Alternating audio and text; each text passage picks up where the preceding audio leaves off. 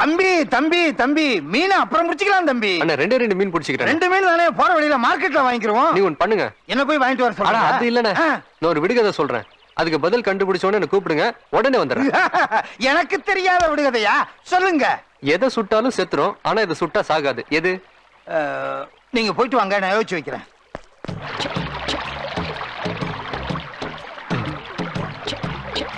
என்னடா அது, ஜாக்கெட் வந்திருக்கு. பொம்பளை மீன்ல ட்ரெஸ் பண்ண ஆரம்பிச்சு போல் இருக்கு. ஏன் சார், தூண்டில் போடுறதுக்கு வேற இடமே கிடைக்கலையா? பொண்ணு குளிக்கிறது உங்களுக்கு தெரியல? பாத்ரூம்ல குளிச்சா பக்கத்து வீட்டுக்காரன் பாக்குறானே, ஆத்துல வந்து குளிச்சா இங்க வந்து இம்சை பண்ணீங்களே, வேற எங்க தான் போய் குளிக்கிறது? சார், நான் உங்களை திட்டிட்டு இருக்கேன், நீங்க முழுக்கிற மாதிரி பாத்துட்டு இருக்கீங்களே. குளத்துல தாமரை பூக்கிறத பாத்திருக்கேன், ஆனா ஆத்துல தாமரை பூக்கிறத இப்பதான் பாக்குறேன். எப்படி பார்த்தா ஸ்ரீதேவி, எப்படி பார்த்தா நக்மா, இடுப்ப பார்த்தா சங்குவி, தொடைய பார்த்தா ரம்பா, மொத்தத்துல ஒரு குட்டி கோடம்பாக்கத்தையும் உங்களுக்குள்ள வச்சிருக்கீங்க.